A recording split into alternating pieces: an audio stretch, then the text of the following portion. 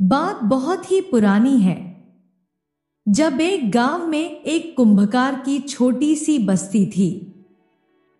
कुंभकार की इस बस्ती में ज्यादा घर नहीं थे। सिर्फ 5-8 कुंभकार के ही घर थे, जिनमें से कुछ कुंभकार घड़े बनाते थे तो कुछ मिट्टी के बर्तन, और इन्हीं को बेचकर वह अपना भरण पोषण करते थे। इसी बस्ती में राम नाम का एक कुंभकार रहता था। वो मेहनती होने के साथ साथ बहुत ही दयालु और ईमानदार भी था। वो घड़े बनाकर बेचता, जिससे उसके घर का गुजारा चलता। इतनी आमदनी हो जाती थी जिससे 2 वक्त की रोटी आराम से खा सके। गरीब होने के बावजूद भी राम के मन में दीन दुखियों और असहाय लोगों के लिए दया की भावना थी।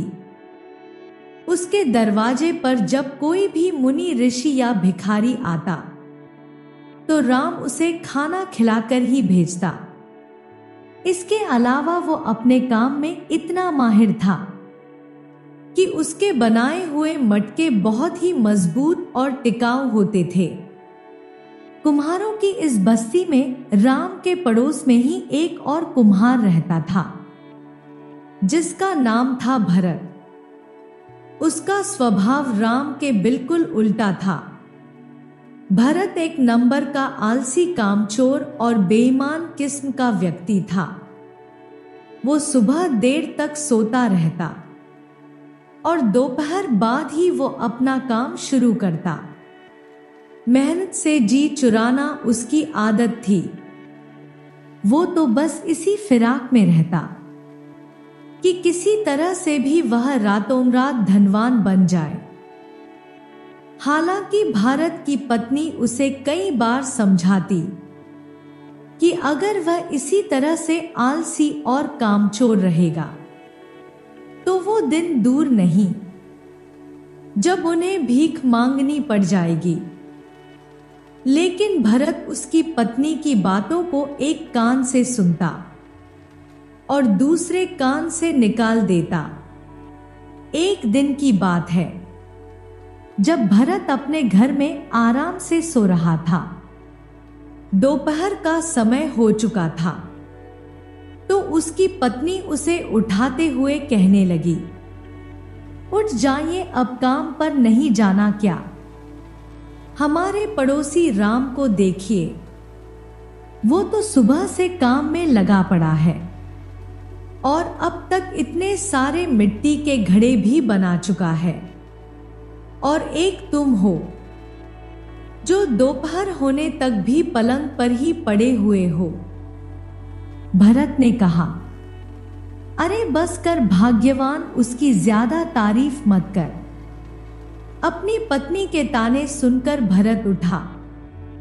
जब वो घर से बाहर निकला तो देखा कि उसका पड़ोसी राम मिट्टी के घड़े बना रहा था।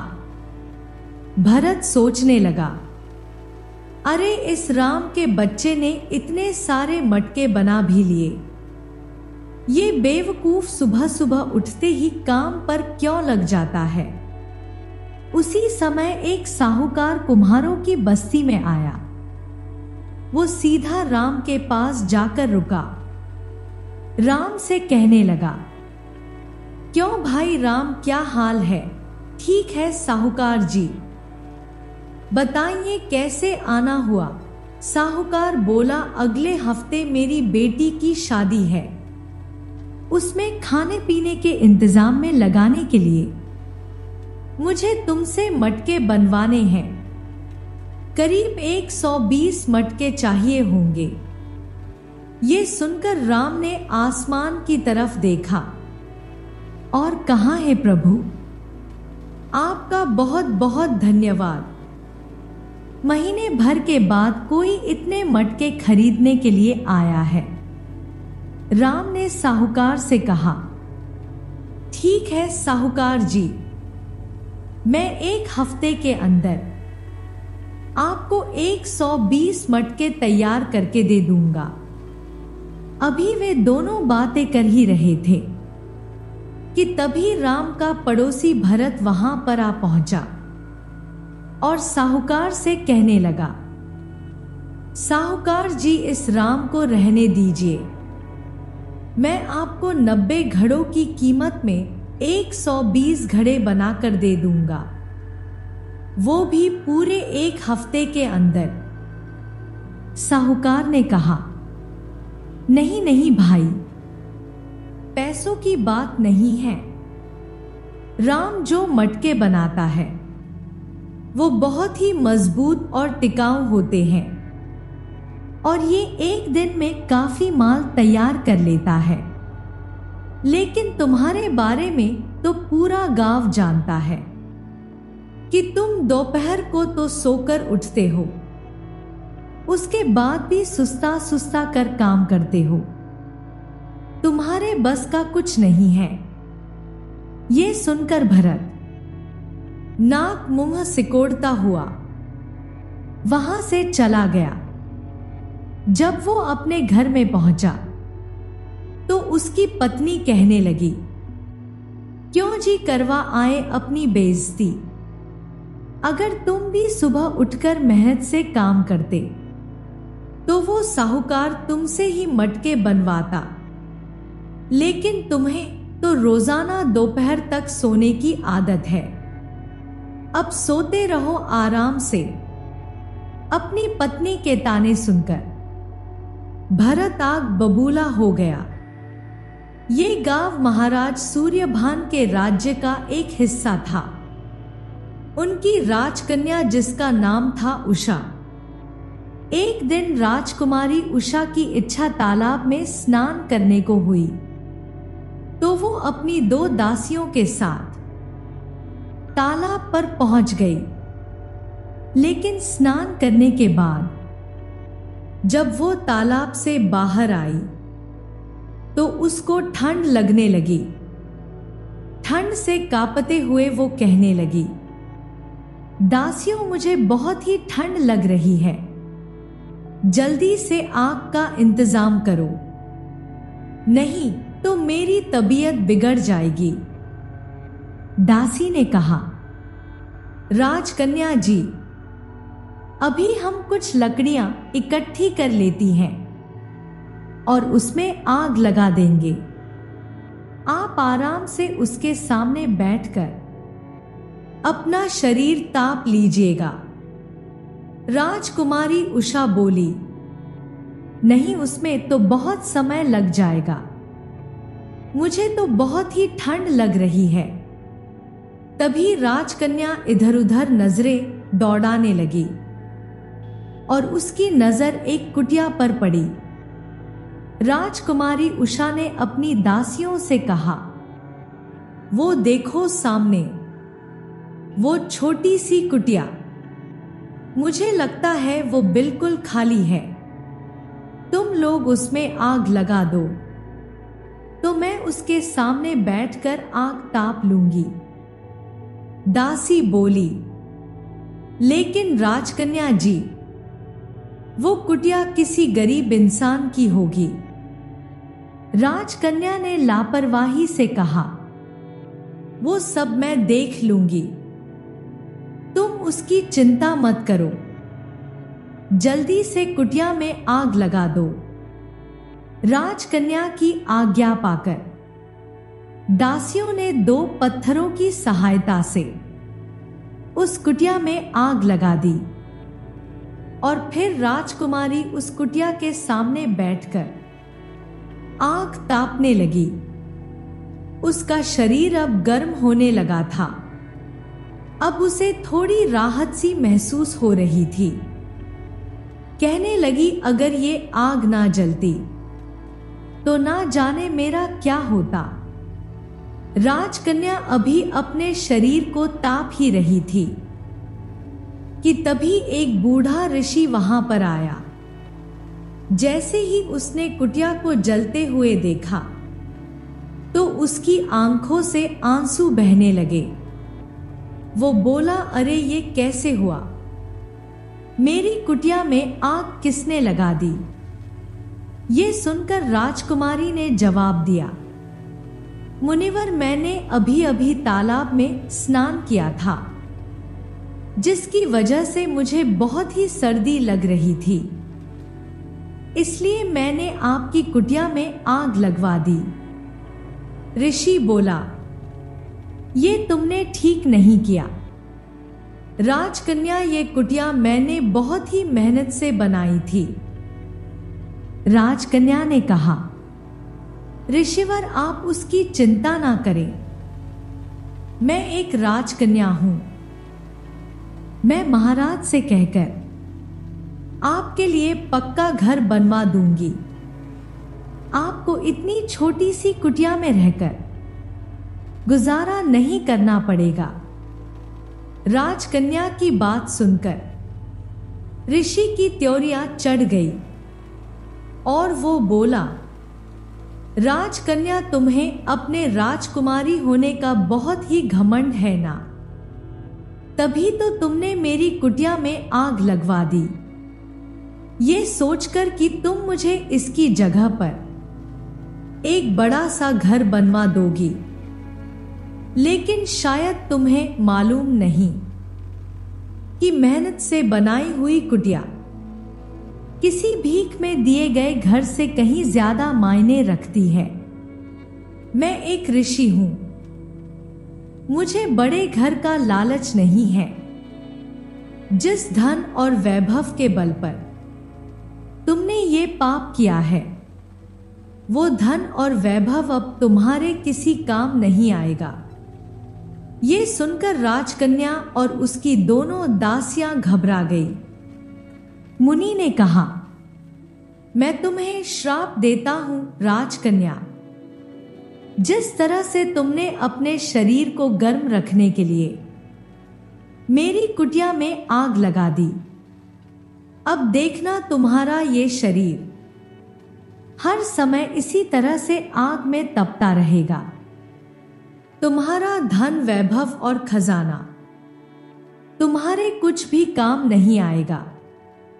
राजकन्या होने के बावजूद भी तुम कुछ नहीं कर पाओगी।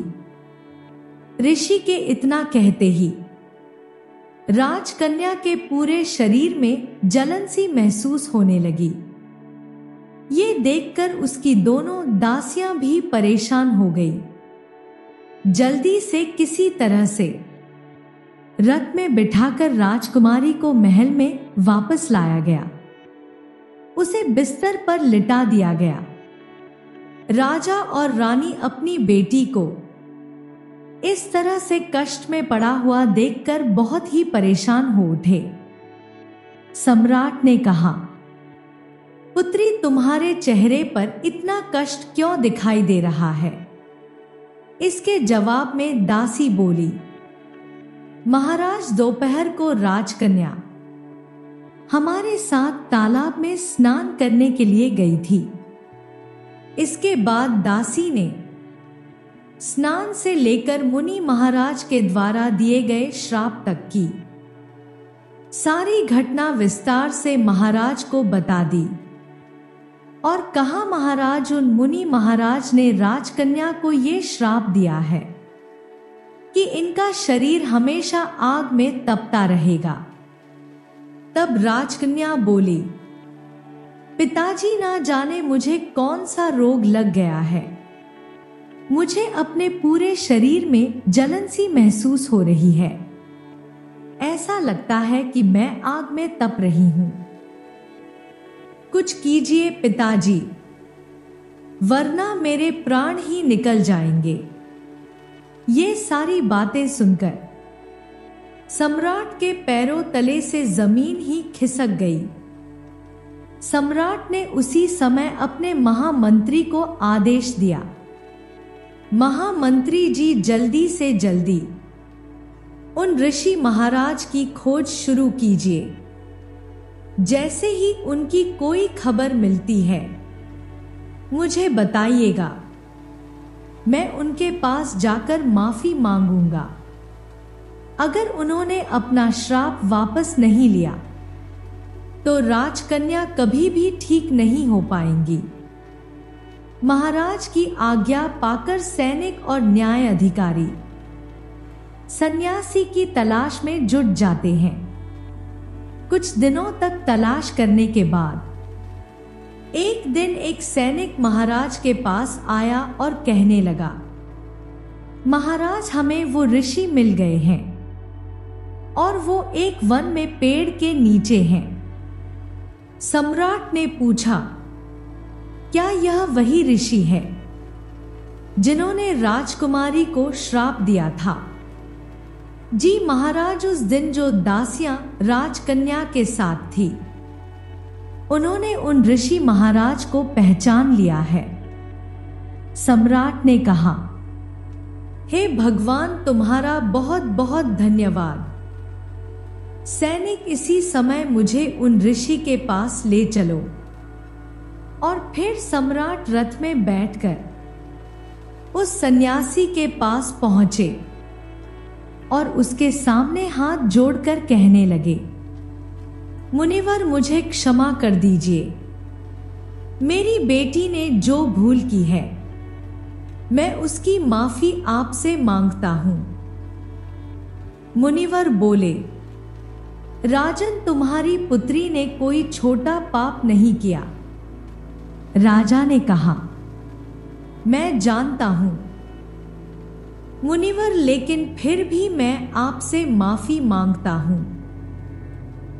कृपया करके आप अपने श्राप को वापस ले लीजिए। मेरी बेटी नादान है, लेकिन आप मेरा तो कुछ लिहाज कीजिए।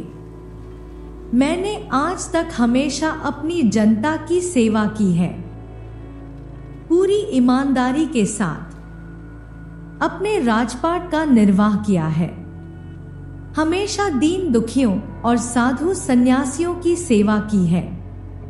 क्या मेरे उन सभी अच्छे कर्मों का यही फल होगा कि मेरी बेटी कष्ट में रहेगी?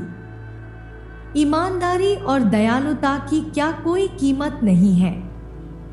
उसकी बातें सुनकर मुनि महाराज कहने लगे, तुम्हारी दयालुता और ईमानदारी के बारे में मैंने भी सुना है।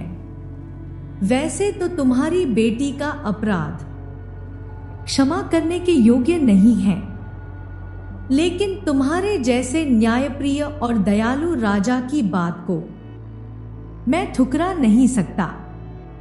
मैं अपने श्राप को वापस तो नहीं ले सकता, लेकिन उस श्राप से मुक्त होने का उपाय तुम्हें बता सकता हूं। ध्यान से सुनो, क्योंकि तुम्हारी बेटी ने मेरी कुटिया जलाकर अपने शरीर को गर्म किया था, इसलिए मैंने उसे ऐसा श्राप दिया कि उसका शरीर हमेशा जलन महसूस करता रहेगा।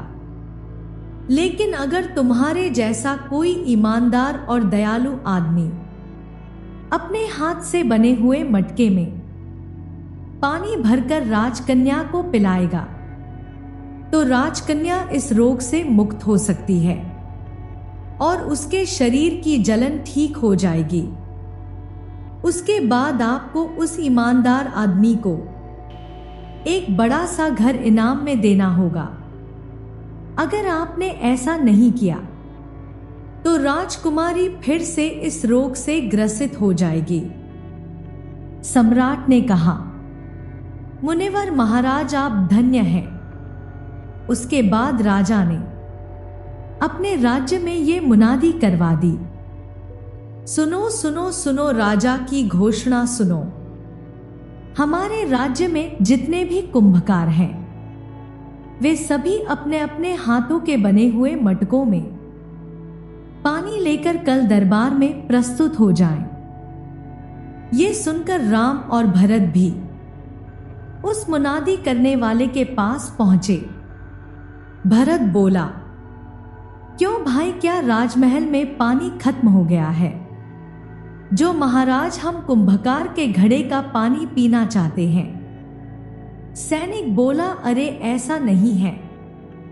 राजकन्या को एक मुनि ने श्राप दे दिया है, जिसके चलते वो एक विचित्र रोग से ग्रसित हो गई है। और वो श्राप तभी हटेगा जब राजकन्या एक ईमानदार और दयालु आदमी के हाथ से बने हुए मटके से पानी पिएंगी। इसलिए ये ऐलान किया जाता है कि जिस किसी कुंभकार के मटके से पानी पीकर राजकन्या ठीक हो जाएंगी, उसको एक बड़ा सा घर और बहुत सा धन इनाम के रूप में दिया जाएगा। ये सुनकर भरत और राम दोनों हैरान रह गए, जबकि भरत मन ही मन में सोचने लगा, अगर ऐसा है तो महल में जरूर ही जाना पड़ेगा। हो सकता है कि मेरे मटके का पानी पीकर ही राजकन्या ठीक हो जाए। और फिर वो दोनों अपने अपने घरों में चले गए। भरत ने ये बात जब अपनी पत्नी को बताई तो वो कहने लगी, देख लिया आपने, अगर आप भी ईमानदार, मेहनती और दयालु होते तो आपके मटके का पानी पीकर राजकन्या ठीक हो जाती और हमें एक बड़ा सा घर मिल जाता। लेकिन अब मैं क्या बोलूं? इस पर भरत के चेहरे पर एक रहस्यमय मुस्कान झलक आई। वो कहने लगा, अरे चाहे जो कुछ भी हो जाए, नया घर और धन तो महाराज सिर्फ मुझे ही देंगे। पत्नी बोली, मुझे तो लगता है कि तुम्हें कोई सदमा लग गया है। उस रात को भरत अपने हाथ का बना हुआ एक मटका लेकर अपने घर से निकला। उसने देखा कि राम के आंगन में कुछ मटके रखे थे। वो दबे पांव राम के घर के आंगन में पहुंचा और वहां पर जाकर सिर्फ एक मटका छोड़कर राम के सारे मटके उसने फोड़ दिए और फिर उस मटके की जगह पर उसने अपने हाथ का बना हुआ मटका वहां पर रख दिया और राम के हाथ का बना हुआ मटका अपने घर में ले आया और फिर चुपचाप खुश होता हुआ सोने के लिए चला गया। वो सोच रहा था कि मुझे अब धनवान बनने से कोई रोक नहीं सकता। अगली सुबह राज्य के कई कुंभकार अपने हाथ में पानी का मटका लिए हुए दरबार में हाजिर हुए। सम्राट ने आदेश दिया, महामंत्री जी, सभी कुंभकार से एक एक करके मटका लीजिए और राजकुमारी को पानी पिलाइए। महामंत्री एक एक करके सभी कुंभकार से मटका लेता और उस मटके का पानी राजकन्या को पिलाता, लेकिन राजकन्या को बिल्कुल भी आराम नहीं मिल रहा था। इसके बाद महामंत्री ने राम के हाथ से मटका लिया और राजकन्या को पिलाया। बाकी के सभी कुंभकार को यही लग रहा था कि अब राजकन्या ठीक हो जाएगी, क्योंकि राम से ज्यादा ईमानदार और दयालु कुंभकार तो पूरे राज्य में कोई और हो ही नहीं सकता। लेकिन राजकन्या की सेहत पर इस बार भी कोई असर नहीं पड़ा। ये देखकर सभी गांव वाले हैरान थे। तभी भारत ने कहा, महामंत्री जी, पूरे राज्य में मुझसे ज्यादा सच्चा, ईमानदार और दयालु कुंभकार तो कोई है ही नहीं। आप मेरे मटके का पानी दीजिए, राजकन्या अवश्य ही ठीक हो जाएंगी। ये सुनकर महामंत्री भरत के हाथ से मटका लेकर उसका पानी राजकन्या को पिलाने लगा। पानी पीते ही राजकन्या ने कहा, पिताजी, इस पानी की एक घूंट पीते ही मेरे शरीर में हो रही जलन बिल्कुल ठीक हो गई। ये सुनकर सम्राट बहुत ही खुश हुआ और कहने लगा, इसका मतलब ये हुआ पुत्री कि तुम्हारे ऊपर से अब श्राप का असर खत्म हो चुका है। पूरे दरबार में खुशी की लहर दौड़ गई। सम्राट ने महामंत्री से कहा, महामंत्री जी, क्योंकि इस भरत की वजह से राजकन्या अब ठीक हो गई है, तो इसे एक बड़ा सा घर और 1500 सोने की मुद्राएं इनाम में दी जाए। लेकिन भरत तो अंदर ही अंदर अपनी इस चाल को अच्छी तरह से जानता था, जबकि उसके साथ के बाकी कुंभकार हैरान थे कि आखिर ये सब कैसे हो गया। भरत जैसा आलसी, झूठा और निकम्मा इंसान तो हमारी पूरी बस्ती में है ही नहीं। फिर भला इसके मटके का पानी पीकर राजकन्या कैसे ठीक हो गई। सभी लोग वापस अपने अपने घरों को लौट गए। घर पहुंचकर राम ने ये बात अपनी पत्नी को बताई तो उसकी पत्नी हैरान थी, लेकिन राम पर इस बात का कोई फर्क नहीं पड़ा। वो पहले की ही तरह अपने काम में जुट गया। दूसरी तरफ राजा के आदेश पर भरत को एक बड़ा सा घर बना कर दिया गया और उसे 1500 सोने की मुद्राएं भी दे दी गई। भरत अपनी पत्नी के साथ आराम से उस घर में रहने लगा, जबकि राम ने एक बार फिर से अपना काम पूरी मेहनत ईमानदारी के साथ जारी रखा। इस बात को अभी 2 ही दिन बीते थे कि एक दिन अचानक राजकन्या की तबीयत फिर से बिगड़ गई। उसने अपने पिता से कहा, पिताजी, मेरे पूरे शरीर में फिर से आग की तरह जलन हो रही है। ऐसा लगता है कि मैं फिर से उस विचित्र रोग से ग्रसित हो गई हूं। राजा ने कहा, यह कैसे हो सकता है पुत्री? हमने तो उन मुनि महाराज के आदेश के अनुसार एक ईमानदार आदमी के हाथ से बने हुए मटके से तुम्हें पानी पिलवाया था और बदले में उसे इनाम भी दिया। सम्राट ने उसी समय एक सिपाही को आदेश दिया कि जल्दी से भरत कुंभकार के पास जाओ और उससे कहो कि अपने हाथ के बने हुए मटके में राजकन्या को पानी पिलाए। सिपाही जब भरत के घर पहुंचे तो उन्होंने भरत से कहा, भरत, अपने हाथ का बना हुआ मटका लो और उसमें थोड़ा सा पानी लेकर महल में चलो, तुमको राजा ने बुलाया है।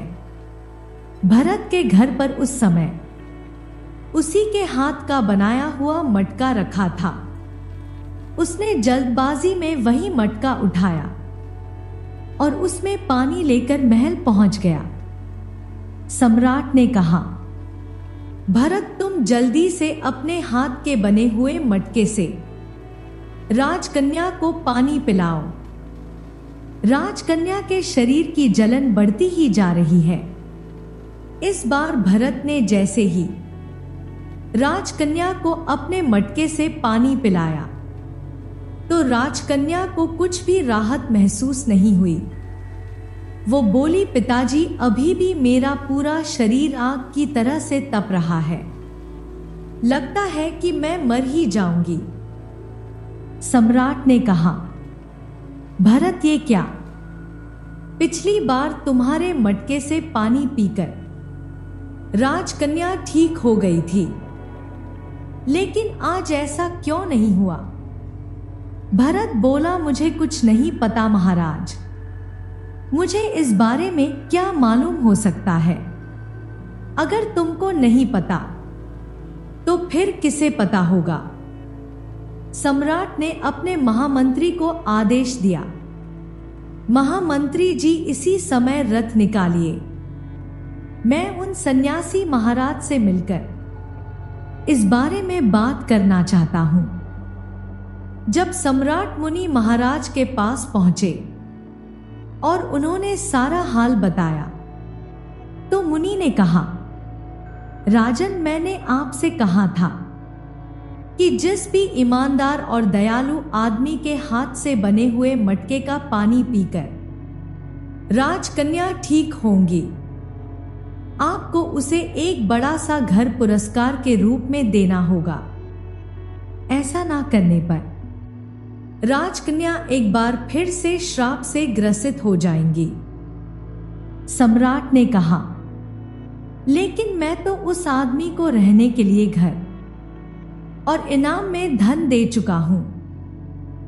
ऋषि बोले, क्या तुम पक्का कह सकते हो कि वो मटका उस आदमी ने ही बनाया था? अब तो राजा का दिमाग पूरी तरह से घूम गया। वो वापस महल में पहुंचे और भरत पर गरज कर बोले, तुम सच सच बताओ भरत, वो मटका तुम कहां से लाए थे? अगर वो मटका तुमने बनाया था तो अब भी जो मटका तुम लाए हो उसका पानी पीकर राजकन्या फिर से ठीक हो जाती। अगर तुमने झूठ बोला तो तुम्हारी खैर नहीं होगी। भरत को समझ में आ गया कि उसकी चोरी पकड़ी गई है। उसने सम्राट से कहा, महाराज, मुझसे भारी गलती हो गई। मेरे घर के पड़ोस में रहने वाला कुंभकार राम, जो कि एक सच्चा, ईमानदार और दयालु कुंभकार है, मुझे पता था कि उसके हाथ के बने मटके का पानी पीकर ही राजकन्या ठीक हो सकती है। इसलिए उस रात मैंने राम के हाथ का बना हुआ मटका चुराकर अपने घर में रख लिया था। सुबह मैं उसी के मटके में पानी लेकर आया था, सिर्फ इसलिए कि मैं आपसे इनाम में धन और घर प्राप्त कर सकूं। यह सुनकर सम्राट का गुस्सा 7वें आसमान पर चढ़ गया। बाकी सभी दरबारी भी ये सुनकर हैरान रह गए। सम्राट ने आदेश दिया कि राम को अभी दरबार में हाजिर किया जाए। एक सैनिक राम के घर पहुंचा और बोला, राम, तुम्हें राजा ने बुलाया है, और हां, अपने साथ अपने हाथ का बना हुआ एक मटका और उसमें थोड़ा सा पानी भी ले चलो। राम हैरान हुआ कि राजा ने उसे क्यों बुलाया है, ऐसा क्या हो गया? सैनिक बोला, तुम बस जल्दी से हमारे साथ चलो, बाकी जो कुछ भी पूछना है वो महाराज से ही पूछ लेना। ठीक है, मैं अभी चलता हूं। और फिर राम के साथ साथ उसकी पत्नी भी महल में पहुंच गई। जब वे दोनों महल में पहुंचे तो बोले, महाराज की जय हो। बताइए महाराज, हमारे लिए क्या आदेश है? सम्राट ने महामंत्री को आदेश दिया कि राम के मटके का पानी राजकन्या को पिलाया जाए। मंत्री ने राम के मटके का पानी जैसे ही राजकन्या को पिलाया तो वो कहने लगी, पिताजी, इसका एक घूंट पीते ही मेरे शरीर की सारी जलन गायब हो गई। मैं अब बिल्कुल ठीक महसूस कर रही हूं। सम्राट ने कहा, राम, जो धन और घर भरत को दिया गया था, अब वो तुम्हें दिया जाएगा। राम बोला, लेकिन महाराज, मुझे कुछ समझ में नहीं आया। राजकन्या तो भरत के मटके का पानी पीकर ठीक हो गई थी, तो वो फिर से श्राप से ग्रसित कैसे हो गई? और इस बार मेरे मटके का पानी पीकर वो फिर से ठीक कैसे हो गई? सम्राट ने कहा, राम, वो मटका भले ही भरत लेकर आया था, लेकिन वो मटका तुम्हारे हाथ का बनाया हुआ था। इसके बाद सम्राट ने सारी बात राम को विस्तार से बता दी। सम्राट की बात सुनकर राम हैरान था। तब सम्राट ने कहा, राम, अब तुम अपनी पत्नी के साथ उस घर में जाकर रहना शुरू कर दो, और उस भरत के बच्चे को तो मैं कठोर दंड दूंगा। राम ने कहा, महाराज, क्षमा कीजिएगा। हालांकि भरत ने जो भी किया वो ठीक नहीं था। लेकिन वो भी मेरी तरह एक गरीब कुम्हार है। कृपया करके आप उसे कोई दंड ना दें, उसे क्षमा कर दीजिए। सम्राट ने कहा, राम, सचमुच तुम एक अच्छे और दयालु इंसान हो, इसलिए भरत जैसा आदमी जिसने तुम्हारे साथ धोखा किया, तुम उसके भी भले के बारे में सोच रहे हो, इसलिए मैं तुम्हारी बात को काटूंगा नहीं, मैं भरत को क्षमा कर दूंगा। ये सुनकर भरत ने राम के आगे हाथ जोड़े और उसे धन्यवाद दिया। उसके बाद राम अपनी पत्नी के साथ उस बड़े से घर में आराम से रहने लगा। इतना बड़ा घर और धन मिल जाने के बावजूद भी राम ने अपना घड़े का काम जारी रखा, क्योंकि जो कुछ भी आज उसके पास था वो उसके इसी काम की वजह से था। वो एक बार फिर से अपना काम मेहनत, ईमानदारी और लगन के साथ करने लगा। आज भी उसके घर के बाहर कोई साधु, सन्यासी या कोई भिक्षुक आता था तो राम उसे भोजन करवाता और दान में कुछ धन देकर ही भेजता था। दूसरी तरफ भरत को यह बात समझ में आ गई थी कि बिना मेहनत और ईमानदारी के जीवन में सफलता हासिल नहीं की जा सकती।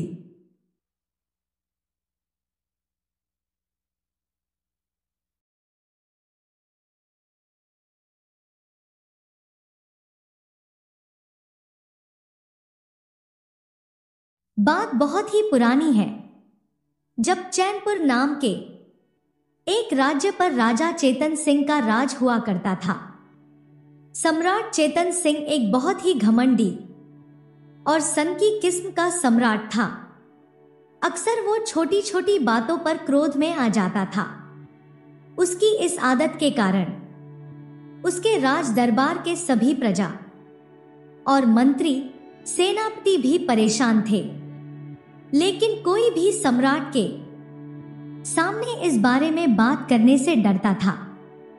सम्राट चेतन सिंह की बहुत सी पत्नियां थीं, जिनमें से एक थी महारानी चंद्रकला। महारानी चंद्रकला बहुत ही सुंदर थी। धीरे धीरे समय गुजरा। एक दिन की बात है, महाराज और महारानी चंद्रकला अपने शाही बगीचे में टहल रहे थे। शाही बाग में एक बहुत ही बड़ा वृक्ष था और उस वृक्ष पर कहीं से एक कबूतर का जोड़ा आकर बैठ गया। अचानक उन चिड़िया पर महाराज और महारानी की नजर पड़ गई। चिड़िया का वह जोड़ा बहुत ही सुंदर था। उन चिड़ियों को देखकर महाराज महारानी से पूछता है, प्रिय महारानी चंद्रकला, क्या तुम बता सकती हो कि ये दोनों चिड़िया नर है या मादा? महाराजा के इस प्रश्न के पूछने पर महारानी कहने लगी, सम्राट, आप ये कैसी बातें करते हैं? चिड़ियों का जोड़ा तो अक्सर नर और मादा का ही होता है। इनमें से एक चिड़िया नर है और दूसरा मादा। सम्राट मुस्कुराते हुए कहने लगा, चंद्रकला, ये जरूरी तो नहीं है कि दोनों चिड़ियों में से एक नर हो और एक मादा।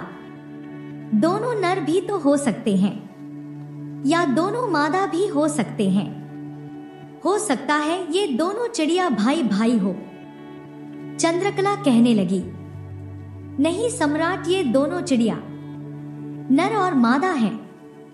मुझे लगता है कि आपको चिड़ियों की ठीक से पहचान नहीं आता है। सम्राट बोला, नहीं, ये दोनों चिड़िया भाई भाई हैं। चंद्रकला कहने लगी, नहीं राजन, ये दोनों चिड़िया नर और मादा हैं। इस तरह से महाराज और महारानी चंद्रकला में उन चिड़ियाओं को लेकर बहस शुरू हो गई।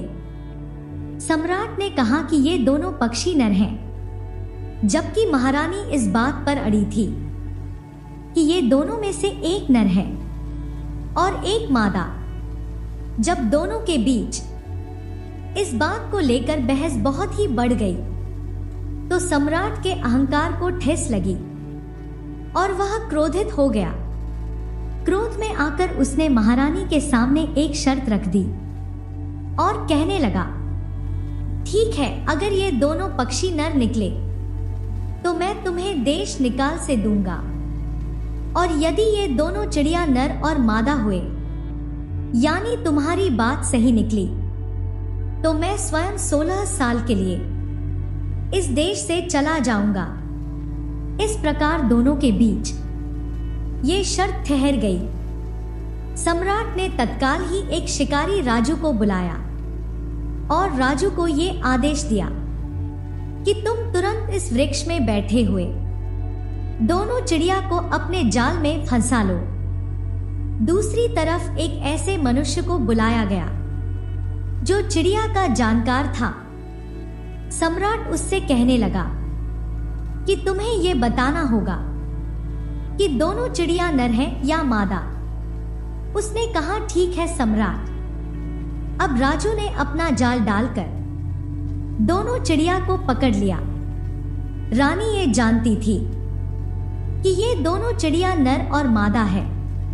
उसने क्या किया कि बड़ी ही चतुराई के साथ चिड़िया के विशेषज्ञ को एक एकांत स्थान में ले गई। वहां पर उसके हाथ में 400 स्वर्ण मुद्राएं रखते हुए वो कहने लगी, भैया मैं अपने सम्राट से बहुत ही प्रेम करती हूं और मेरे सम्राट के बिना ये राज्य भी नहीं चल सकता। इसीलिए मैं चाहती हूं कि इस शर्त में तुम राजन को जितवा दो। अगर मुझे देश निकाला हो भी गया तो सम्राट इस राज्य का संचालन ठीक ठाक से कर लेंगे, परंतु यदि महाराज 16 साल के लिए चले गए तो ये राज्य सम्राट विहीन हो जाएगा। और ये कहते हैं कि जिस राज्य का कोई सम्राट नहीं होता वहां पर अराजकता फैल जाती है। सम्राट के ना होने के कारण डाकू लुटेरे बदमाश प्रजा पर अत्याचार करने लगते हैं। इसीलिए तुम्हें झूठ बोलकर महाराज को जितवा देना होगा। चिड़िया के जानकार ने कहा, ठीक है रानी चंद्रकला जी, मैं ऐसा ही करूंगा। वहीं राजू ने दोनों चिड़िया को पकड़ लिया और सम्राट के सामने पेश किया। सम्राट ने चिड़िया के जानकार से पूछा, हाँ भाई, अब तुम बताओ इन दोनों में क्या फर्क है? ये दोनों नर हैं या मादा? तब चिड़ियों का विशेष विशेषज्ञ, जो पहले से ही महारानी से घूस ले चुका था, अब क्योंकि दोनों चिड़िया में से असल में एक नर था और दूसरा मादा, महारानी के कहे अनुसार अब उस विशेषज्ञ को झूठ बोलना था। तो वो कहने लगा, महाराज ये दोनों चिड़िया नर हैं। राजा को क्या पता था कि चिड़िया का विशेषज्ञ झूठ बोल रहा है। सम्राट को जब ये बात पता चली कि उसकी बात बिल्कुल ठीक निकली तो सम्राट मन ही मन में बहुत ही प्रसन्न हुआ और वह एकदम से अपनी महारानी चंद्रकला से कहने लगा, महारानी तुम बहुत ही घमंडी हो, तुमने मेरी बात नहीं मानी। अब तुम शर्त हार चुकी हो, अब मैं तुम्हें देश से निकाल रहा हूं। इस तरह से महारानी ने उस चिड़िया के जानकार से झूठ बुलवाकर देश निकाला तो ले लिया, लेकिन वह अंदर ही अंदर बहुत ही दुखी हो रही थी। सोचने लगी कि अब मुझे अपने पति से अलग होना पड़ेगा। तब महारानी ने राजा से प्रार्थना की, सम्राट आप मुझे देश निकाल मत दीजिए। राजन इस समय मैं ठीक हालत में नहीं हूं, मैं गर्भवती हूं। अब आप ही बताइए कि ऐसी अवस्था में मैं कहां जाऊंगी। लेकिन महाराज ने महारानी की इस बात पर कोई ध्यान नहीं दिया। सम्राट अहंकारी और सनकी स्वभाव का तो था ही। कहने लगा, चंद्रकला अब तुम शर्त हार चुकी हो और इसके अनुसार तुम्हें देश छोड़कर जाना ही होगा। सम्राट ने उसी समय सिपाही को बुलाया और उन्हें आदेश दिया कि सिपाहियों हमारी महारानी को पकड़ कर ले जाओ और इसे हमारे राज्य की सीमा के बाहर किसी जंगल में छोड़ आओ। सिपाही ने महारानी को लेकर चल पड़े। चलते चलते वह चैनपुर राज्य की सीमा से बाहर निकल आए और एक घने जंगल में महारानी चंद्रकला को अकेला छोड़ दिया गया। चंद्रकला सोचने लगी, हे भगवान, अब मैं क्या करूं? किस प्रकार से मैं अपनी रक्षा करूंगी? इस जंगल में मैं किस प्रकार रहूंगी? सिपाहियों ने वापस लौटकर राजमहल में महाराज को ये बात बता दी।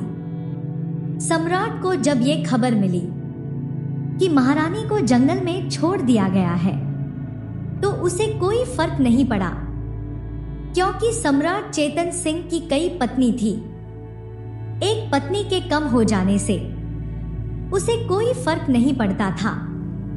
इधर महाराज तो अपने राज कार्यों में व्यस्त हो गया, उधर महारानी चंद्रकला की हालत बहुत ही खराब थी। वह बेचारी गर्भवती थी। ऐसी अवस्था में वह झाड़ियों में छुपकर अपना समय काटने लगी। भूख लगने पर वह पेड़ों के पत्ते और फल खा लेती। करते करते किसी तरह से चंद्रकला को उस वन में 10-11 दिन बीत गए। उस दुखियारी की वन में कोई देखभाल करने वाला नहीं था, परंतु कहते हैं कि भगवान भी ऐसे लोगों की कुछ ना कुछ सहायता जरूर करता है। एक दिन की बात है, हुमता नगर का सम्राट सूर्यदत्त शिकार खेलने के लिए उस जंगल में आया। शिकार खेलते खेलते सम्राट सूर्यदत्त उसी जगह पर जा पहुंचा जहां पर महारानी चंद्रकला रहती थी।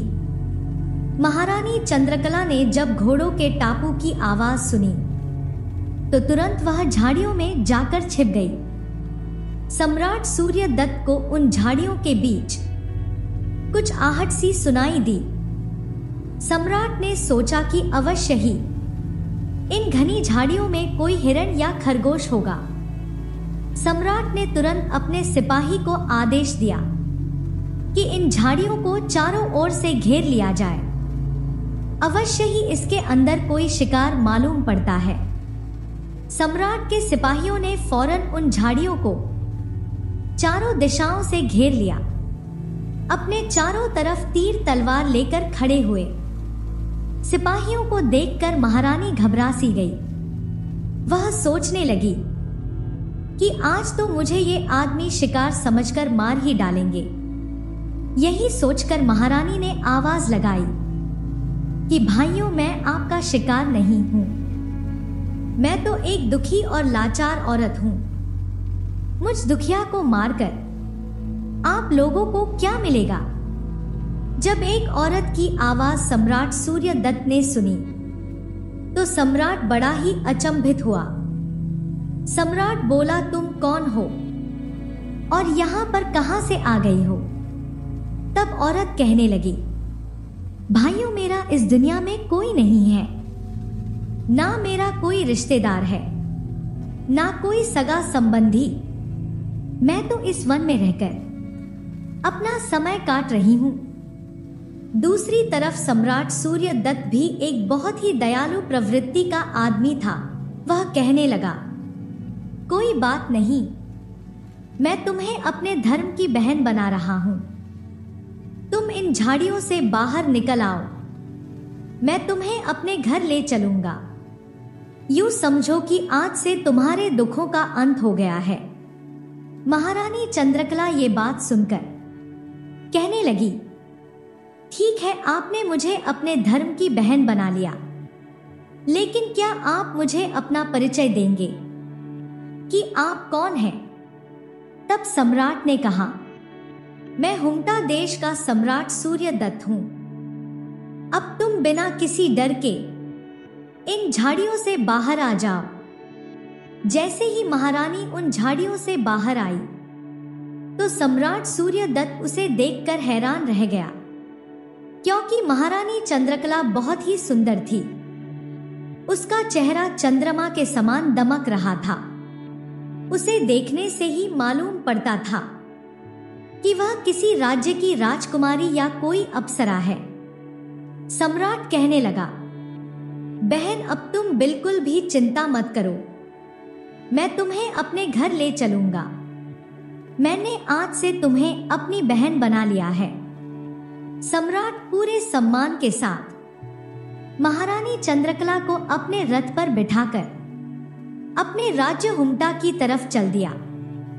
सम्राट सूर्यदत्त जब रानी चंद्रकला को लेकर अपनी राजधानी में पहुंचा तो प्रजा के लोगों ने देखा तो उन्हें लगा कि राजन दूसरा शादी करके आए हैं।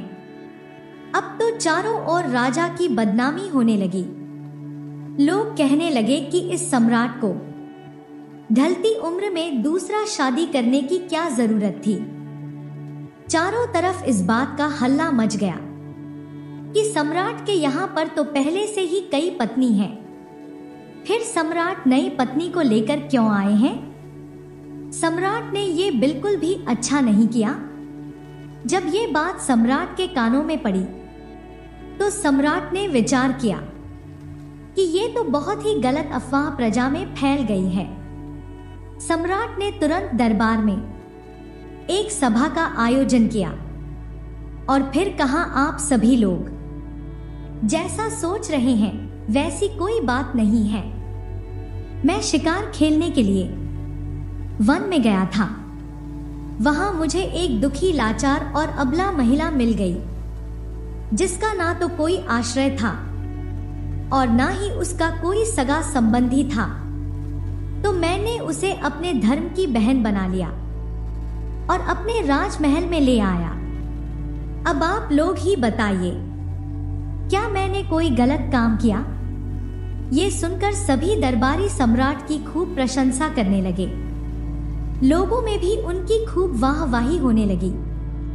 इस प्रकार महारानी चंद्रकला सम्राट सूर्यदत्त की बहन बनकर उनके महलों में रहने लगी। धीरे धीरे समय बीता और वह दिन भी आ गया जब महारानी चंद्रकला ने एक सुंदर से पुत्र को जन्म दिया। पुत्र के जन्म लेने पर सम्राट सूर्यदत्त बहुत ही प्रसन्न हुए और कहने लगे, आज मेरे यहाँ पर मेरे भांजे का जन्म हुआ है। इस खुशी के मौके पर सम्राट सूर्यदत्त ने पूरे नगर को दावत दी। पूरे राज्य को दुल्हन की तरह सजाया गया। लोगों ने खूब उत्सव मनाया। जब वह लड़का 7 दिन का हो गया तब उसका नामकरण करवाने के लिए सम्राट ने बड़े से बड़े विद्वानों और ब्राह्मणों को अपने राजमहल में बुलवाया। ब्राह्मणों ने जब अपनी पांजी पोथी खोली और बच्चे का नामकरण करने लगे तब सम्राट ने कहा कि तुम लोग पुत्र का कोई ठीक से नाम नहीं रख पा रहे हो। कोई कुछ नाम रख रहा है तो कोई कुछ। वे सभी नाम सम्राट सूर्यदत्त को पसंद नहीं आ रहे थे। नाम को सुनकर सम्राट सूर्यदत्त बड़ा ही क्रोधित होने लगा। उसने अपने मंत्री को आदेश दिया कि इन सभी ब्राह्मणों को जेल में डाल दिया जाए। ये सभी बेकार में ही पांजी पोथी लेकर घूम रहे हैं। सम्राट के आदेश पर सभी ब्राह्मणों को कारागार में डाल दिया गया। उसके बाद राजा ने आदेश दिया कि जो कोई भी मेरे भांजे का सही नाम रखेगा मैं उसे मूंग मांगा इनाम दूंगा। सम्राट की ये घोषणा सुनकर भी कोई मुनि उस बालक का नामकरण करने के लिए नहीं आया, क्योंकि वे सभी मानते थे कि यदि सही नाम नहीं निकला तो सम्राट उन्हें कारागार में डलवा देगा। उसी समय जामुनगढ़ का एक बूढ़ा ऋषि इस राज्य में घूमता हुआ आ रहा था। मार्ग में ही कुछ सैनिकों ने ऋषि को देखा तो वे सोचने लगे, ये बहुत ही बूढ़ा ऋषि है। हो सकता है ये हमारे सम्राट सूर्यदत्त के भांजे का नामकरण संस्कार करवा दे। वह सभी सिपाही उस वृद्ध ऋषि के पास गए और कहने लगे, ऋषिवर, हमारे सम्राट के यहाँ पर एक बालक का जन्म हुआ है और आपको उसका नामकरण संस्कार करना है। परंतु ध्यान रहे, अब तक सम्राट ने कई ऋषि को जेल में डलवा दिया है, क्योंकि कोई भी ऋषि सही जन्म कुंडली, वार मुहूर्त और जन्म का सही निर्धारण नहीं कर पा रहा। वह बूढ़ा ऋषि कहने लगा, ठीक है, चलो मैं तुम्हारे साथ चलता हूं। सिपाही ने उस बूढ़े ऋषि को लेकर सम्राट सूर्यदत्त के सामने पेश हुए। सम्राट सूर्यदत्त ने उस ऋषि का बहुत ही स्वागत किया, उसे उचित आसन दिया और फिर कहा, ऋषिवर, मेरे महल में मेरे भांजे का जन्म हुआ है, तुम्हें उसका नामकरण संस्कार करना है। वो ऋषि असल में बहुत ही प्रकांड विद्वान था। उसने अपनी पोथी खोली और कहा, सम्राट, मैं इस बालक का सही नामकरण कर सकता हूं, लेकिन मेरी एक शर्त है। कहो ऋषिवर, तुम्हारी क्या शर्त है? महाराज, मेरा आपसे ये निवेदन है कि आपने जितने भी ऋषि को अपने यहां पर कारागार में डाला हुआ है,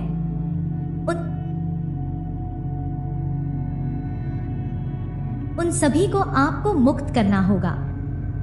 सम्राट ने कहा, ठीक है, हम उन सभी को मुक्त कर देंगे। आप हमारे भांजे का ठीक से नामकरण कीजिए। ऋषि कहने लगा, ठीक है। उसने अपनी पांजी पोथी खोली, उसने बच्चे के गुण और कुंडली मिलाई तो कहने लगा, सम्राट, ये पुत्र तो किसी दूसरे राज्य का बालक है, इसका जन्म स्थान बदल गया है, परंतु इस पुत्र के अंदर सभी राजाओं वाले गुण विद्यमान है। इसीलिए इस लड़के का नाम आज से चंदन होगा। बालक का नाम सुनकर सभी प्रजा बहुत ही खुश हुए। सम्राट को भी लड़का का यह नाम खूब पसंद आया। सम्राट ने उसी समय अपने यहां पर कैद किए हुए सभी ऋषि को आजाद कर दिया और उस बूढ़े ऋषि को दान दक्षिणा देकर उसे विदा किया। समय अपनी गति से बीता। चंदन अब धीरे धीरे बड़ा होने लगा था। जब वह 6 वर्ष का हो गया तो अन्य लड़कों के साथ खेलने लगा। एक दिन की बात है, बालक चंदन अपने कुछ मित्रों के साथ नगर के बाहर वाले रास्ते पर खेलने के लिए गया। वहीं पर एक रेतीला स्थान था। उसने लड़कों के साथ एक रेत का किला बनाया। उसी समय वहां से लखिया नाम का एक साहूकार गुजर रहा था। लखिया के पास लाखों की संख्या में घोड़े थे। साहूकार का काम था राजाओं के माल को एक राज्य से दूसरे राज्य पहुंचाना। लखिया साहूकार अपने पूरे लाव लश्कर के साथ चला आ रहा था। अनेकों घोड़े और नौकर उसके साथ थे। लखिया साहूकार ने जब लड़कों को खेलते हुए देखा तो कहने लगा, लड़कों, यहां से दूर हो जाओ। चंदन, जो कि एक निडर और साहसी लड़का था, वह कहने लगा, तुम कौन हो? तुम कोई आक्रमण करने वाले हो जो हमारे इस रेत के किले पर आक्रमण करने के लिए आए हो? मैं अपने किले की रक्षा कर रहा हूं। तुम अपने घोड़े को लेकर किसी दूसरे रास्ते पर निकल जाओ। लड़के की ये बात सुनकर साहूकार को बहुत ही क्रोध आया। आखिरकार साहूकार की भी तो कुछ अहमियत थी।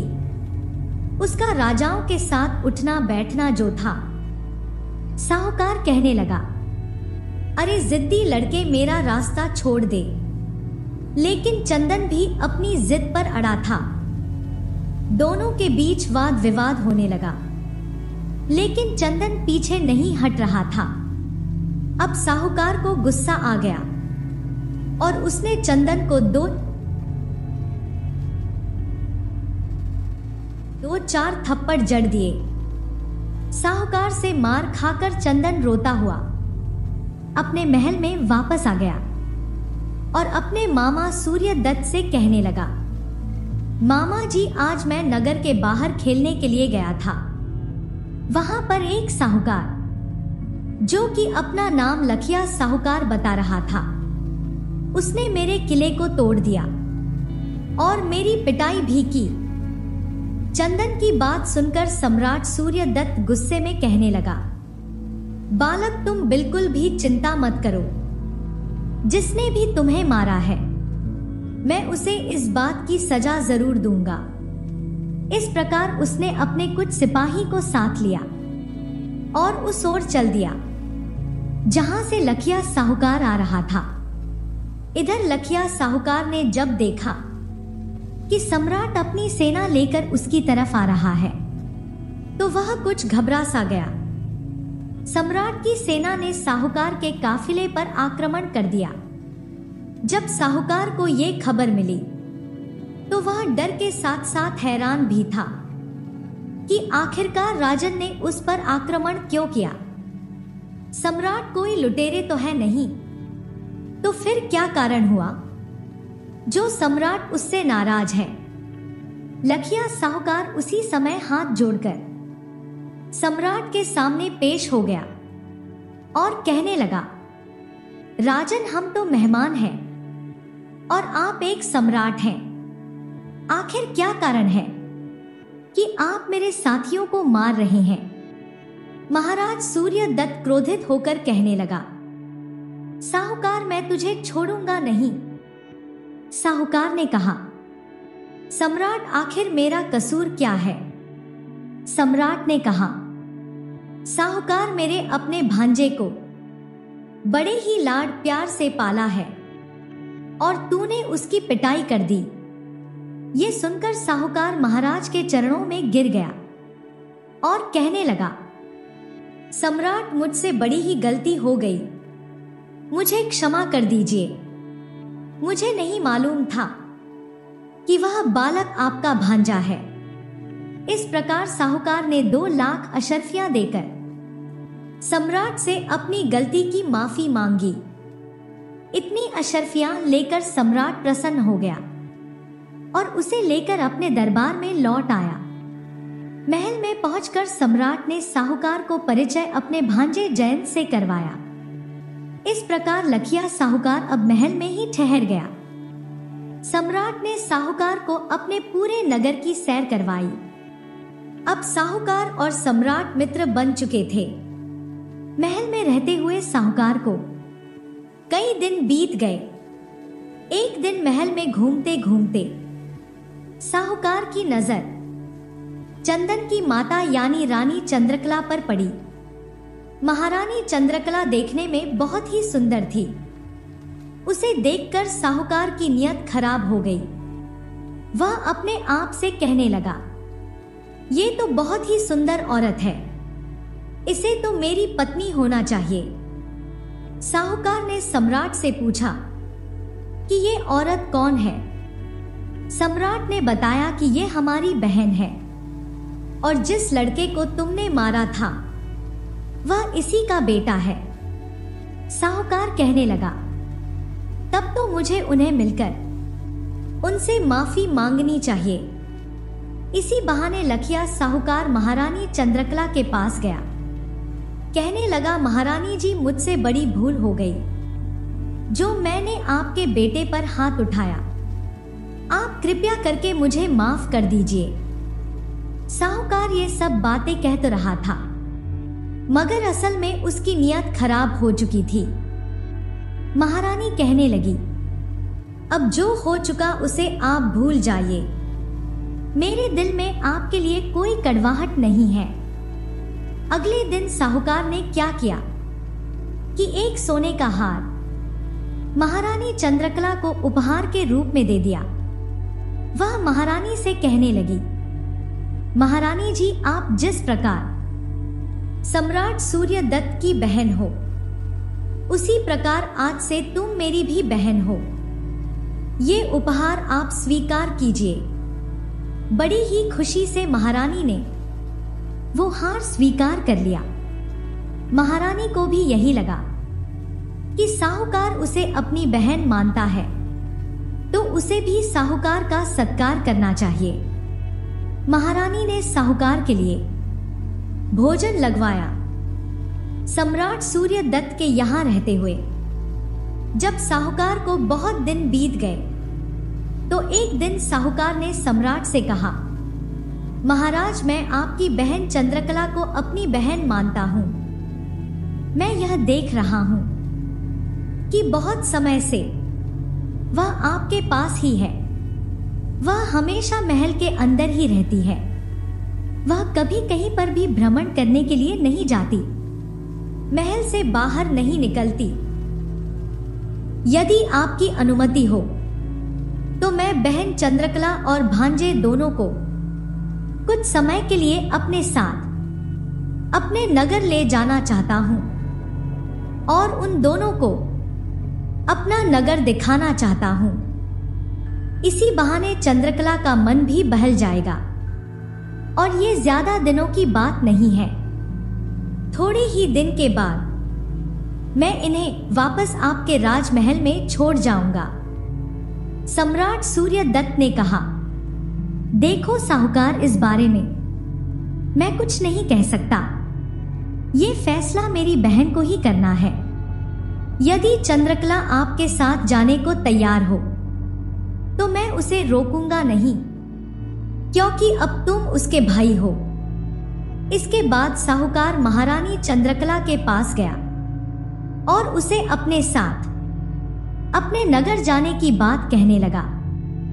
चंद्रकला इस बात को मान गई और सोचने लगी कि जब साहूकार इतना कह रहा है तो मुझे भी इसके साथ चलना चाहिए। लेकिन वह ये नहीं जानती थी कि साहूकार के मन में खोट है।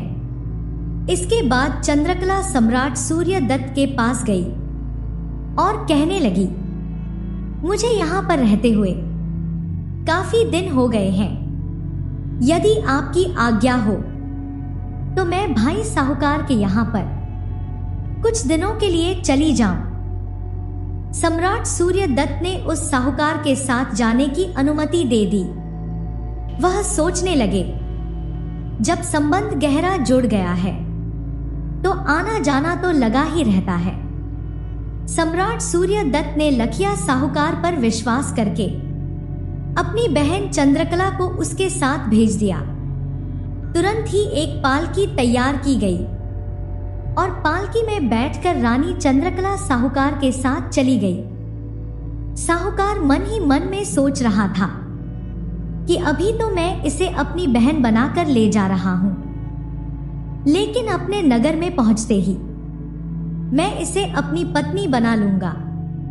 इस प्रकार साहूकार चंद्रकला को लेकर अपने नगर की तरफ निकल पड़ा। साहूकार का काफिला जब चलने लगा तो उसने अपने नौकरों से कहा कि आज रात होने से पहले पहले हमें सम्राट सूर्यदत्त के राज्य की सीमा से बाहर निकल जाना है, इसीलिए तेजी से चलो।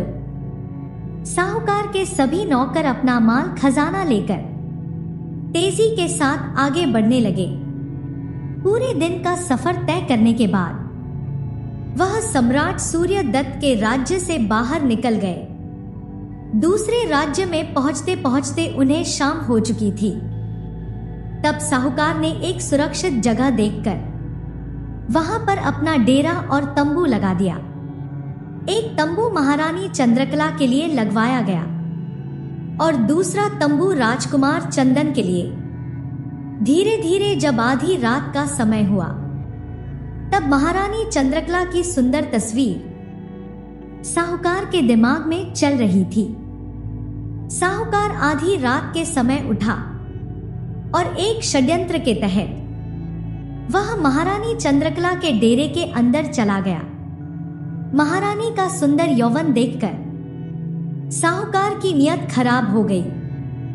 साहूकार ने जब महारानी चंद्रकला के तंबू में प्रवेश किया तो उसके पैरों की आहट से चंद्रकला की नींद खुल गई।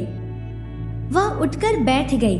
उसकी दृष्टि जब लखिया साहूकार पर गई तो वह समझ गई कि साहूकार की नीयत उसके प्रति ठीक नहीं है और वह बुरी नजर से उसे देख रहा है। चंद्रकला एकदम घबरा गई। पूछने लगी, भैया तुम यहाँ पर इतनी रात को क्या कर रहे हो? चंद्रकला की आवाज सुनकर लखिया साहूकार अपनी शैतानी मुस्कान के साथ हंसते हुए कहने लगा, चंद्रकला, अब तुम मुझे अपना भाई कहना बंद करो, क्योंकि आज से तुम मेरी प्रिय पत्नी बनोगी। साहूकार के ऐसे वचन सुनकर चंद्रकला घबरा गई। आज उसे साहूकार की बुरी नीयत के बारे में पता चल चुका था। साहूकार कहने लगा, चंद्रकला, जब से मैंने तुम्हें देखा है मैं तुम्हारे रूप का दीवाना हो गया हूं। इसीलिए आज मैंने बहाना बनाकर तुम्हें यहां पर बुला लिया है। अब आज से तुम मेरे महलों की रानी बनोगी। मेरे राजमहल की तुम शोभा बढ़ाओ। ऐसी बातें सुनकर चंद्रकला क्रोध से आग बबूला हो गई। उसकी आंखें लाल हो रही थी। चंद्रकला ने फौरन अपना खड़क निकाला और कहने लगी, अगर तूने बुरी नीयत से मुझे छूने की कोशिश की तो मैं तुझे मार दूंगी और खुद भी मर जाऊंगी। मेरे भाई सूर्यदत्त ने तुझ पर विश्वास करके बड़ी ही गलती की है। किसी ने सच ही कहा है कि नीम की जड़ में चाहे जितना भी दूध डालो उसमें मिठास नहीं आ सकती। नीच आदमी कभी अपनी नीचता नहीं छोड़ सकता। इन 4 प्रकार के लोगों से चाहे जितना भी प्रेम कर लो, ये किसी रिश्ते को नहीं मानते। पहला एक कामी और चंचल मनुष्य, दूसरा धन का लोभी मनुष्य, तीसरा चापलूस आदमी और चौथा जो आदमी आपका पुराना शत्रु हो, जिसने आपसे कभी चोट खाई हो। इन चारों पर कभी भूल कर भी विश्वास नहीं करना चाहिए। इन चारों को कोई भी बड़ी जिम्मेदारी नहीं सौंपा जाना चाहिए।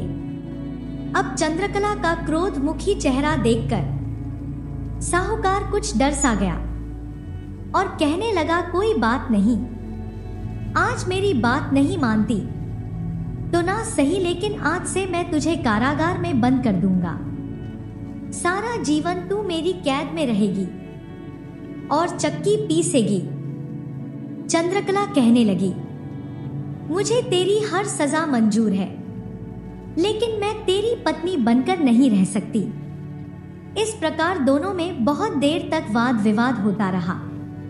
लखिया साहूकार महारानी को मनाने की बहुत कोशिश करता रहा, परंतु महारानी नहीं मानती। जब सवेरा होता है तो लखिया साहूकार क्रोध में जलता हुआ अपने तंबू में वापस आ गया। वहां आकर उसने अपने एक नौकर को आदेश दिया कि यहां से सारे लश्कर के साथ आगे बढ़ा जाए। एक दिन का लंबा सफर तय करने के बाद साहूकार अपने गांव में पहुंच गया। साहूकार एक बहुत ही धनवान आदमी था। धन दौलत की उसके पास कोई कमी नहीं थी। उसका महल भी राजाओं और महाराजाओं से किसी तरह से कम नहीं था। साहूकार ने चंद्रकला को अपने महल के एक कारागार में डलवा दिया और उससे बहुत ही कठोर काम करवाने लगा। उसके पुत्र चंदन से भी कठोर से कठोर काम लिया जाता। वह उसे अपनी गाय चराने के लिए भेज देता। चंदन को लखिया साहूकार पर बहुत ही क्रोध आता था। वह सोचता था कि किसी तरह से मैं इस लखिया साहूकार को जान से मार डालूं, जबकि दूसरी तरफ साहूकार भी इसी ताक में था कि किसी तरह से वह चंद्रकला के बेटे चंदन को अपने रास्ते से हटा दे, क्योंकि ये बड़ा होकर उसके लिए एक खतरा बन सकता है। ऐसा सोचकर साहूकार ने चंदन को एक दिन अपने पास बुलाया और कहने लगा, पुत्र, आज तुम हमारे साथ भोजन करोगे। आज मैं अपने हाथों से तुम्हें स्वादिष्ट भोजन करवाऊंगी। चंदन मन में सोचने लगा कि आज तो साहूकार मुझ पर बहुत ही मेहरबान है, लेकिन वह साहूकार के मन की चालाकी को नहीं जानता था। कपटी साहूकार ने क्या किया कि भोजन में विष मिला दिया और उसे चंदन को खिला दिया। जहर वाला भोजन खाने के कारण चंदन बेहोश हो गया। साहूकार ने 7 साल के लड़के चंदन को एक गठरी में लपेट दिया और घोड़े पर सवार होकर उसे जंगल में फेंक आया। सोचने लगा कि अब जंगली जानवर इसे अपना भोजन बना लेंगे। ऐसा करने के बाद लखिया साहूकार वापस अपने महल में आ गया। दूसरी तरफ गठरी में बंधा हुआ चंदन बेहोश था, लेकिन अभी तक वह जिंदा था। अगले ही पल एक बड़ी सी चील वहां पर आई और उस गठरी को अपने पंजों में फंसाकर आकाश में उड़ गई। जब वह उस गठरी के साथ आकाश में उड़ रही थी, तभी इस जंगल में नीचे एक व्याध का दल घूम रहा था। उनकी नजर जब चील पर पड़ी तो उन्होंने देखा कि चील के पंजों में एक बड़ी सी गठरी है। वे सोचने लगे होना हो इस गठरी में अवश्य ही कोई कीमती वस्तुएं होंगी। उनमें से एक व्याध ने निशाना बांधकर तीर चील पर चला दिया। तीर लगने से चील का एक पंख कट गया और चील लड़खड़ाते हुई उस गठरी के समेत एक नदी में जा गिरी। व्याधियों ने बिना एक भी पल गवाए तुरंत वह गठरी नदी से बाहर निकाल ली। उसे खोलकर देखा तो उनकी आंखें हैरानी से फटी रह गई। गठरी के अंदर 7 वर्ष का नन्हा बालक था, जिसकी सांसें अभी भी चल रही थी। आनन फानन में व्याध बच्चे को लेकर नजदीक ही अपने गांव में आ गए। वैद्य से कहकर बच्चे का उपचार शुरू किया गया। वैद्य ने कई प्रकार की औषधियां लगाई, लेकिन बच्चे की बेहोशी नहीं टूट रही थी। 1 सप्ताह के बाद बच्चे को होश आया। 9वें दिन चंदन ने आंखें खोली। उसको होश में आता हुआ देखकर सभी व्याध ने चैन की सांस ली। उन सभी को अब चंदन से बहुत ही लगाव हो चुका था। होश में आने के बाद चंदन की देखभाल होने लगी। जब चंदन पूरी तरह से स्वस्थ हो गया, तब एक दिन व्याधियों के मुखिया ने पूछा, लड़के तुम कौन हो और तुम्हारी इतनी बुरी हालत कैसे हो गई थी? तब चंदन ने अपनी पूरी कहानी उन शिकारी को बता दी कि वह सम्राट सूर्यदत्त का भांजा है और किस प्रकार धोखेबाज साहूकार ने उसकी मां को कैद कर लिया और उसे मरने के लिए जंगल में छोड़ दिया।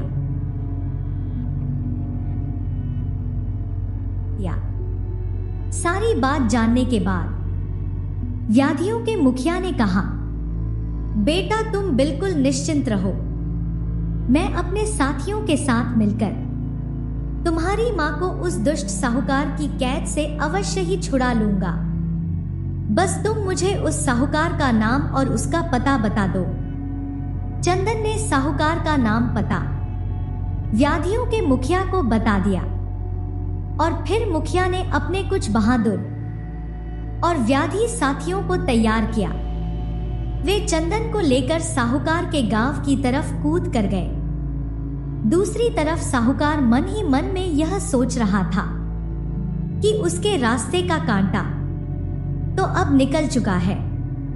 अब एक ना एक दिन चंद्रकला अवश्य ही उसे स्वीकार कर लेगी।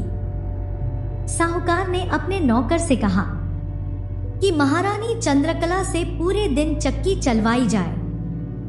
साहूकार अब चंद्रकला पर बहुत ही अत्याचार करने लगा था। बेचारी चंद्रकला पूरे दिन चक्की चलाती रहती। अब उसकी अवस्था बहुत ही दयनीय हो चुकी थी। दूसरी तरफ सम्राट सूर्यदत्त के मन में भी ये विचार आया कि लखिया साहूकार 1 महीने का वादा करके मेरी बहन को ले गया था, परंतु आज 8 महीने से ज्यादा का समय हो गया और वह लौटकर वापस नहीं आया। मुझे चलकर देखना चाहिए कि आखिरकार माजरा क्या है। और फिर सम्राट सूर्यदत्त अपने घोड़े पर सवार हुए और लखिया साहूकार के गांव की तरफ चल दिए। दूसरी तरफ व्याधियों का दल चंदन को अपने साथ लिए हुए लखिया साहूकार की तरफ बढ़ रहा था। जब वे दोनों एक ही मार्ग पर आए तो उनका आमना सामना हुआ महाराज सूर्यदत्त से। जब अपने भांजे को व्याधियों के साथ देखा तो उन्हें लगा कि शायद वे चंदन का अपहरण कर रहे हैं। उन्होंने बिना सोचे समझे धनुष से तीर निकालकर व्याधियों के मुखिया पर तीर छोड़ दिया। ये देखकर चंदन चिल्लाता हुआ सम्राट सूर्यदत्त की तरफ भागा। उसने अपने मामा को पहचान लिया था। उनके पास जाकर वह कहने लगा, मामा जी आप रुक जाइए, ये लोग तो हमारे हितैषी हैं, इन्हीं की वजह से मैं आज जिंदा हूं। इन पर आक्रमण मत कीजिए। मुझे तो उस दुष्ट लखिया साहूकार ने विष खिलाकर जंगल में फेंक दिया था। मेरी मां को उसने अपने यहां पर कैद कर रखा है। चंदन के ऐसे वचन सुनकर सूर्यदत्त का क्रोध भड़क गया। उसने तुरंत व्याधियों के मुखिया से माफी मांगी और कहने लगा, मुझे क्षमा कर दीजिए दोस्त, मैं तो समझ रहा था कि कोई लुटेरा मेरे भांजे का अपहरण करके ले जा रहा है, इसीलिए मैंने तुम पर बाण चलाया। मैं तुमसे क्षमा चाहता हूं। ये बात सुनकर व्याधियों का मुखिया कहने लगा, नहीं राजन, इसमें आपकी कोई गलती नहीं है। मैं तो आपके भांजे को साथ लेकर उस दुष्ट साहूकार को सबक सिखाने के लिए जा रहा था। मैं उसको आज जिंदा नहीं छोड़ूंगा। वे सभी आपस में विचार विमर्श करने के बाद साहूकार से बदला लेने के लिए उसके गांव की तरफ चल दिए। अब आपको ये भी बता दें कि राजा चेतन सिंह, जो चंद्रकला के पति थे, जिन्होंने चंद्रकला को देश निकाल दे दिया था, वह सोच रहे थे कि मैंने अपनी रानी चंद्रकला को देश निकाला दे तो दिया, परंतु उसके बाद किसी अन्य रानी से भी मेरी कोई संतान नहीं हुई।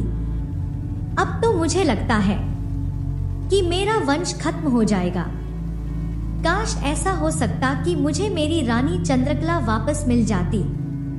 अब महाराज के मन में महारानी चंद्रकला के प्रति प्रेम उमड़ रहा था, परंतु वह कर भी क्या सकता था। उसी दिन राजा चेतन सिंह को लखिया साहूकार के यहाँ पर जाना था, क्योंकि लखिया साहूकार का सभी राजाओं के साथ उठना बैठना था। उसका स्वयं का महल भी राजाओं के जैसा था। वह भी ठीक उसी ठाट भाट से रहता था जैसे कोई राजा रहता हो। राजा चेतन सिंह को अपने राज्य के व्यापार से संबंधित एक काम के लिए लखिया साहूकार से मिलने जाना था। जब राजा चेतन सिंह लखिया साहूकार के यहाँ पहुंचा तो साहूकार ने उसका खूब आदर सत्कार किया। साहूकार ये नहीं जानता था कि जिस महारानी को उसने अपने यहाँ पर कैद करके रखा है, वह महारानी इन्हीं राजाओं चेतन सिंह की पत्नी है। राजा चेतन सिंह भी ये नहीं जानता था कि जिस रानी को मैंने देश निकाला दिया था, वह जीवित है और इस साहूकार की कैद में है। इधर सम्राट चेतन सिंह साहूकार के साथ सभा में बैठा हुआ था। उधर महाराज सूर्यदत्त चंदन और व्याधियों का मुखिया भी सभा में आ पहुंचे। राजा सूर्यदत्त और व्याधियों का मुखिया अब साहूकार को ललकारने लगे। कहने लगे, साहूकार, आज हम तुम्हें जिंदा नहीं छोड़ेंगे। साहूकार ने जब बालक चंदन को जीवित देखा और उसके साथ राजा सूर्यदत्त को देखा तो उसके पैरों तले जमीन खिसक गई। साहूकार एकदम हड़बड़ा सा गया। वह अपने सिंहासन पर चुपचाप बैठा रहा। इतने में महाराज चेतन सिंह बीच में बोल पड़े। उन्होंने राजा सूर्यदत्त से कहा, सम्राट, ये साहूकार मेरा मित्र है और हमारे राज्य के व्यापार के सिलसिले में ये हमारी कई बार सहायता करते हैं। आप इसे क्यों मारना चाहते हैं? आखिर ये कहां तक उचित है? तब राजा सूर्यदत्त ने चेतन सिंह को सारी कहानी कह सुनाई कि सम्राट चेतन सिंह, ये दुष्ट साहूकार मेरे धर्म की बहन को बहुत यातनाएं दे रहा है। यह बालक मेरे धर्म का भांजा है। एक बार की बात है, सम्राट, जब मैं वन में शिकार खेलने गया था तब मुझे वहां पर एक बहुत ही दुखी और लाचार स्त्री मिली थी, जिसका ना तो कोई सगा संबंधी था और ना ही कोई रिश्तेदार था। उस स्त्री को मैंने अपने धर्म की बहन बनाकर अपने घर ले आया। मेरी इस दुष्ट साहूकार से भी मित्रता थी, इसीलिए ये भी उसे अपने धर्म की बहन बनाकर कुछ दिनों के लिए अपने साथ ले आया था। इसके दिमाग में कुछ और ही चल रहा था जो मैं ना पढ़ सका, इसीलिए आज मेरी बहन इसकी कैद में है और मेरे भांजे को इसने जहर देकर मारने की कोशिश की। अब मैं अपनी बहन को यहां से मुक्त कराने के लिए आया हूं। इसे मारकर मैं अपनी बहन को यहां से ले जाऊंगा। पूरी बात सुनने के बाद सम्राट चेतन सिंह ने साहूकार से कहकर उस स्त्री को आजाद करने के लिए कहा। साहूकार ने अपने एक नौकर को रानी के पास भेजा। नौकर रानी से कहने लगा, बहन, अब तुम उस साहूकार के यहां से आजाद हो रही हो। बाहर कोई तुम्हारा इंतजार कर रहा है। रानी चंद्रकला सोचने लगी कि इस साहूकार ने तो मेरे पुत्र को भी मार दिया। अब पता नहीं ये मेरे साथ क्या करने वाला है। नौकरों के साथ जब रानी चंद्रकला दरबार में आई तो वहां पर पहले से ही उसका पति चेतन सिंह बैठा हुआ था। वहीं पर उसका पुत्र चंदन और उसका भाई सूर्य दत्त भी था। कारागार में रहते हुए रानी की हालत बहुत ही खराब हो चुकी थी। अपनी बहन की ऐसी हालत देखकर सूर्य दत्त क्रोध से भर गया और कहने लगा, दुष्ट साहूकार, मैं तुझे नहीं छोड़ूंगा। तूने मेरी बहन को ना जाने कितनी यातनाएं दी हैं। इधर जब रानी चंद्रकला ने अपने पति को देखा तो उन्हें पहचान गई और राजा चेतन सिंह भी अपनी पत्नी को पहचानने की कोशिश करने लगे कि ऐसे ही रूप रंग वाली तो मेरी पत्नी चंद्रकला भी थी, जिसे मैंने जंगल में छुड़वा दिया था। राजा चेतन सिंह पूछने लगे, हे देवी, आप कौन हैं? आप बिल्कुल मेरी रानी चंद्रकला की तरह से दिखती हैं। रानी कहने लगी, महाराज, आप इतनी जल्दी मुझे भूल जाएंगे, मुझे इस बात की बिल्कुल भी उम्मीद नहीं थी। याद करो, जब हम दोनों के बीच एक पक्षियों के जोड़े को लेकर विवाद हो गया था, तुमने जिन पक्षियों को नर बताया था, असल में वह एक नर और मादा ही थे।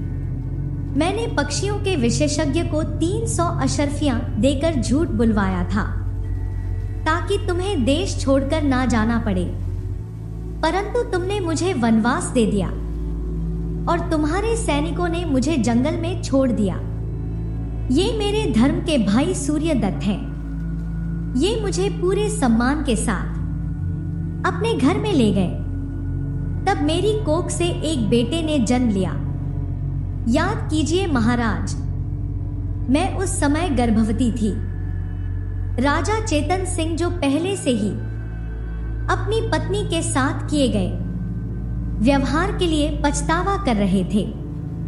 जब उन्हें अपनी पत्नी पर साहूकार के द्वारा किए गए अत्याचारों के बारे में पता चला तो उनका खून खौलने लगा।